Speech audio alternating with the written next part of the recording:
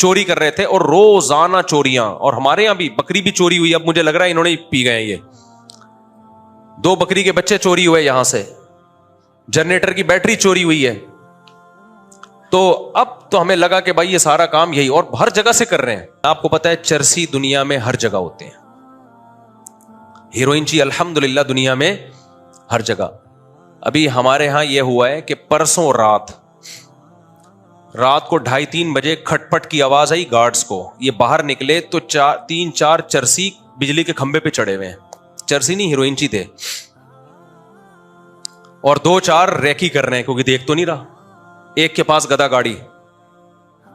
یہ میں اس لیے بتا رہا ہوں تاکہ آپ لوگ ذرا محلے میں ہوشیار ہو جائیں. انہوں نے جا کے ان چرسیوں کو اتارا, سب کو اریسٹ کر کے ہاتھ باندھ کے یہاں مسجد میں لا کے بٹھا دیا. آپ ان کی ہمت دیکھو یار, کتنا, میرا خیال ہے 100 کلو سے زیادہ وزنی لوہا ہوگا. وہ جو پلیٹیں لگی ہوتی ہیں اس کا نام مجھے نہیں پتا, وہ انہوں نے کٹر سے کس طرح نٹ کاٹ کے اتار لیا. اتنا بھاری بھرکم, اتنی بھاری پلیٹیں, ٹھیک ٹھاک بھاری لوہا تھا. اور ان کی صحتیں آپ دیکھو تو ایسے پسلیاں نکلی ہوئی ہیں ان کی. ہیروئن چی کی کیا صحت ہوتی ہے, چڑھا کیسے اوپر. پھر ہم نے کیمروں سے دیکھا, ہمارے کیمرے لگے ہوئے نا, تو چڑھتے ہیں اور کیسے کاٹ رہے ہیں. ایسے کٹر تھے ان کے پاس, کٹ کٹ کٹ کٹ کٹ ایسے. اسلحہ نہیں تھا ان کے پاس, اس لیے میں نے ان کو بولا ہاتھ ہلکا رکھو, اسلحہ نہیں ہے. اسلحہ ہوتا ہے نا, ڈاکو پہ ہاتھ ہلکا نہیں رکھنا چاہیے. تو وہ جب چرسیوں کو, ہیروئن چیوں کو نیچے لائے, یہ لوگ گرفتار کر لیا. ہم نے فجر کی نماز کے بعد جا کے ان کا معائنہ کیا نا. میں نے کہا ان کو پہلی فرصت میں چھوڑ دو, کوئی بھی مرا گیا نا ہمارے لیے مسئلہ, کیونکہ لگ رہا تھا سردی ہے نا, سردی. ایک تو کانپ رہا تھا, کہہ رہا تھا بھائی, اچھا اس کو اس کی فکر نہیں تھی پلیٹوں کی, ایک کو وہ اپنا پائپ چاہیے تھا, پائپ گم گیا تھا. پھر اس نے کہا میں مر جاؤں گا مجھے اگر پائپ نہیں ملا. میں نے کہا بھائی پائپ لا کے دے اس کو, یہ مر گیا تو یہ نہیں مرے گا, ہم مریں گے, کیس بنتا ہے. آپ کو پتا ہے نا ہماری مسجد سے لاش ملی ہے. اچھا محلے میں جو بھی آ رہے ہیں زیارت کے لیے 2-3 چپیٹ اس کو, لوگوں کو موقع مل جاتا ہے کہ یار تبرکن دادی کے اصال ثواب کے لیے, چل بھائی ٹھش ایک لگایا, ابا کے اصال ثواب. چوروں کو مارنے کو لوگ سمجھتے ہیں ثواب ہے. مجھے بار بار یہ فکر ہو رہی کہ یہ ہڈیاں نکلی ہوئی ہیں ان کی اور قمیضیں اتری ہوئی ہیں, ننگے پتنگے بیٹھے ہوئے ہیں. یہ سردی الگ ہو رہی ہے, کانپ الگ رہے ہیں. ہیروئن ان کو ملی نہیں ہے. ایک ان کے پاس ذریعہ تھا, یہ سریا جو اتنا لوہا انہوں نے اتارا ہے وہ بیچ کے ابھی پڑیا ملے گی ان کو, وہ بھی ان کا آپشن کیا ہو گیا, ختم. اب ہم ہیروئن کا انتظام تو کر نہیں سکتے ان کے لیے, ان کو تھانے میں پولیس کے حوالے کرو بھائی, جان چھڑاؤ ان سے.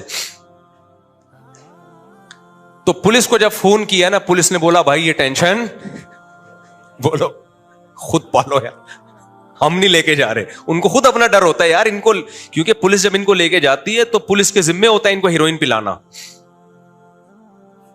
اب ظاہر ہے وہاں اتنی پڑیاں تھوڑی ہیں کہ سب کے کام آ جائیں, وہ مخصوص لوگوں کو کے لیے, استغفر اللہ زیادہ کیا گیا میں, یعنی تو ایک محدود ہوتی ہے نا. تو خیر ہم نے پھر ان کو کھول دیا. ہم نے کہا جاؤ بھائی یہاں سے, دوبارہ یہاں رخ نہیں کرنا. لیکن مجھے 2-4 محلے والوں نے بتایا کہ یہ 20 دفعہ پٹ چکے ہیں, 20 دفعہ پکڑے گئے ہیں, 20 دفعہ پٹ چکے ہیں, پھر اگلے دن یہی کر رہے ہوتے ہیں. حقیقت یہ کہ قصور ان ہیروئنچیوں کا نہیں ہے, قصور سسٹم کا ہے. اب جس کو لت پڑ گئی ہے وہ تو پیے گا, وہ تو اس نے بتایا کہ ہم نہیں پیئیں گے, مر جائیں گے ہم. باپ بتاؤ یہ گورنمنٹ کی ذمہ داری ہے یا نہیں ہے کہ یار ان کو نفسیاتی ہاسپٹل میں لے کے جاؤ, یا جو نشہ چھڑوانے والے ادارے ہوتے ہیں وہاں لے کے جاؤ, تم ان کا نشہ چھڑوانے کی کوشش کرو. وہ کہہ رہے گا پھر ہم کیا کریں, ہمیں تو چاہیے بھائی, فری میں مل رہی ہو تو بتا دو, ہم فری میں, ہم تو نہیں تو یہی کام کریں گے ہم. پھر ہمارے ایک دوست آئے, انہوں نے بتایا کہ ہم نے اپنے علاقوں سے 5, میں ایک پیکج دے رہا ہوں آپ کو ہیروئنچیوں کے لیے, بہترین پیکج ہے. انہوں نے بتایا کہ ہم نے اپنے علاقے سے 4-5 ہیروئنچی اسی طرح کھمبے سے پکڑے, چوری کر رہے تھے اور روزانہ چوریاں. اور ہمارے یہاں بھی بکری بھی چوری ہوئی. اب مجھے لگ رہا ہے انہوں نے پی گئے. یہ 2 بکری کے بچے چوری ہوئے یہاں سے, جنریٹر کی بیٹری چوری ہوئی ہے. تو اب تو ہمیں لگا کہ بھائی یہ سارا کام یہی اور ہر جگہ سے کر رہے ہیں. تو ہمارے ایک دوست نے بتایا کہ یار بہت زیادہ چوریاں ہو رہی تھیں. تو پھر جب یہ ہیروئنچی ہم نے پکڑے ہیں تو کہتے ہیں ہم نے مارنے پیٹنے کے بجائے نا, ہم نے کہا تمہیں ہر مہینے کتنا پیسہ چاہیے. انہوں نے بتایا کہ اتنا, 20,000 30,000 کو جیسے بتایا. انہوں نے کہا یار دیکھو تم یہاں چوکی داری کرو, 20,000 ہم سے لے لیا, ہیروئن نہیں دیں گے ہم, پیسے دیں گے تمہیں, تنخواہ. کہہ رہے ہیں اس دن کے بعد سے جتنے چور پکڑے ہیں نا ہیروئنچیوں نے پکڑ کے ہمارے حوالے کیے. نہیں یہ بات میرا خیال ہے. سیکیورٹی کا نظام ہیروئنچیوں کے حوالے کر دیا تو چوریاں کیا ہو گئیں؟ بند. کیونکہ بےچارے مجبور تھے بھائی, وہ مجبور تھے, ان کو سٹا چاہیے. یا تو آپ ان کو کسی ہاسپٹل میں لے جاؤ, چھڑواؤ. چائے نہیں چھوٹتی لوگوں سے, ہیروئن کہاں سے چھوڑے گا وہ؟ اب گورنمنٹ کی ذمہ داری ہے ایسے لوگوں کو پکڑ کے علاج کروائے اور پھر ان کا حساب کتاب رکھے. اور پھر بھی کوئی پیتا ہوا پکڑا جائے تو اصل تو پیتا ہوا پکڑا جانے والا تو مجرم ہے. سوال پیدا ہوتا ہے ان کو پرووائڈ کون کر رہا ہے؟ سعودی عرب میں ذرا سا شک ہوا تھا کہ ہیروئن یہاں آئی ہے, پورے ملک میں جو ہے نا ایمرجنسی نافذ کر دی تھی. جب تک وہ ہیروئن کی پڑیائیں پکڑ نہیں لی ان لوگوں نے, وہاں کی گورنمنٹ چین سے نہیں بیٹھی ہے. اور وہ پکڑتے ہی فوراً گردن اڑا دیتے ہیں جو ہیروئن اسمگل کر رہا ہے. نہیں آئی میرا خیال ہے بات سمجھ میں. تبھی ایئرپورٹوں پہ لکھا ہوتا ہے کہ بھائی سعودی عرب میں نشہ اگر آپ لے کر گئے تو آپ کا سر قلم کر دیا جائے گا. وہ نہیں سنتے کسی کی بات. تو ایسا قانون اگر ہمارے ملک میں آ جائے تو اچھا نہیں ہے؟ کیا خیال ہے بھائی؟ کتنے لوگوں کو یہ نشے کی عادت, تو اصل تو وہ اسمگلر ہیں, ان کو پکڑو بھائی. کون ہیروئن لے کر آ رہا ہے یہاں پہ؟ اور ہو سکتا ہے وہ پکڑتے کیوں نہیں ہیں, ہو سکتا ہے جو پکڑنے والے ہوں وہی پڑیا کیا کر رہے ہو, تو پکڑے گا کون کس کو؟ تو ان کا بزنس چل رہا ہو پڑیا کا. تو اس پہ جب تک ایکشن نہیں لیا جائے گا تو فی الحال ہم تو نہیں روک سکتے ان چیزوں کو. ہم تو اپنے بچوں کی حفاظت کر سکتے ہیں, نگرانی کر سکتے ہیں. تو جب تک نہیں ہوتا تو ہیروئنچیوں کو پھر مجھے خیال ہو ہم نے چھوڑنا نہیں چاہیے تھا. ہم ان کو یہاں گلی کی سیکیورٹی ان کے حوالے کر دیتے کہ بھائی آپ کو, ان کو بھی تو کھانا تو ہے نا, تو ہم ان کو پیسے دیتے ہر مہینے, بھائی اتنے پیسے ہم آپ کو آپ کی اجرت, ہیروئن پینے کے لیے نہیں دیں گے, اجرت کے لیے دیں گے تاکہ آپ چوریاں چھوڑ دو. اس کے بعد کیا ہوگا کہ دیکھو آپ کی گلی میں چوریاں ختم. ایسا نہ ہو کہ وہ پڑیاں ہی سپلائی کرنا شروع کر دیں, وہ پھر زیادہ خطرناک. تو یہ اس پہ سوچ لیں آپ لوگ عمل کرنے سے پہلے. بعض دفعہ یہ بھی ہوتا ہے کہ وہ کہیں گے یار یہ تو بچوں کو پڑیا کھلانا شروع کر دو. خیر, تو میں جلدی سے بات کو سمیٹ کے ختم کرتا ہوں. میرے بھائی, میں یہ عرض کر رہا تھا کہ آپ جس منزل کی طرف جا رہے ہو, دولت, شہرت, عزت, صحت, جن چیزوں کو منزل بنایا ہے, یہ چیزیں حقیقی منزل نہیں ہے. کیونکہ دنیا کے جب اعتبار ہی نہیں ہے بھائی, کوئی بھی کسی بھی ٹائم پہ مارکیٹ سے شارٹ ہو سکتا ہے. ایسے ایسے واقعات میرے ذہن میں آ رہے ہیں نا.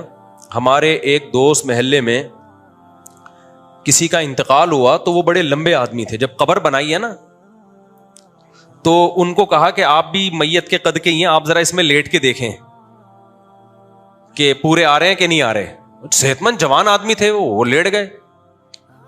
ٹھیک ہے جی, پورا آ رہا ہوں میں, میرے ہی قد کے تھے وہ ان صاحب کے قد کے, میرے قد کے نہیں, ان صاحب کے قد کے. ان کو قبر سے باہر نکال دیا. ٹھیک ہے جی, قبر پوری ہے.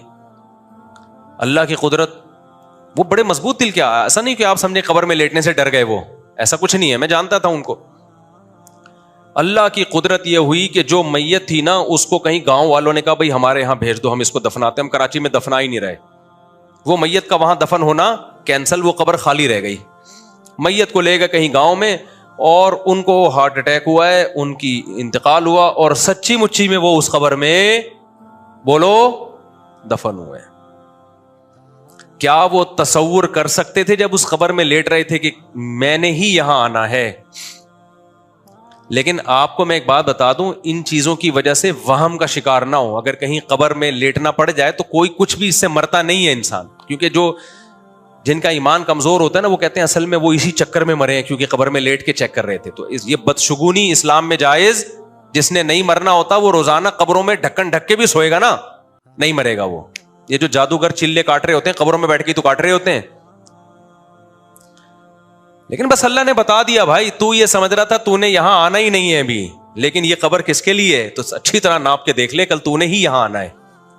تو میرے بھائی, جب ایسی بے ثباتی کسی بھی ٹائم پہ مارکیٹ سے شارٹ ہو سکتے ہو تو پھر دولت کماؤ ضرور, دولت کو ہدف بولو نہیں, ہدف صرف آخرت. تو آخرت کے لیے پھر محنت کرو گے نا, پھر پیسہ بھی کما لو آخرت کے لیے کہ بھئی میں صدقہ خیرات زیادہ کروں گا, میں رشتہ داری جوڑنے میں پیسہ خرچ کروں گا, میں بوڑھے ماں باپ کو کھلاؤں گا, اس لیے میں کر رہا ہوں, میں 4 شادیاں کروں گا. اس نیت سے بھی پیسہ کماؤ گے انشاءاللہ, اللہ کی قسم ثواب ملے گا آپ کو. میں 4 عورتوں کی کفالت کروں گا, اس نیت سے پیسہ کماؤ، میں نسل بڑھاؤں گا، اس نیت سے پیسہ کماؤ، میں جو ہے وہ مدد کروں گا مظلوموں کی، اور میں اس لیے بھی پیسہ کماؤں گا، اپنے لیے بھی کماتا ہے تاکہ میں کسی کے سامنے ہاتھ نہ پھیلاؤں. یہ تو سب سے بڑی وجہ ہے پیسہ کمانے کی، کیونکہ اللہ کو اوپر والا ہاتھ پسند ہے، نیچے والا ہاتھ اللہ کو پسند بولو نہیں ہے. تو آپ کی نیت آخرت ہو گئی. جب آخرت ہو گئی تو اب آپ کی کوشش ضائع نہیں جائے گی. پیسہ آ گیا تو بھی کامیاب، نہیں آیا تو بھی کامیاب.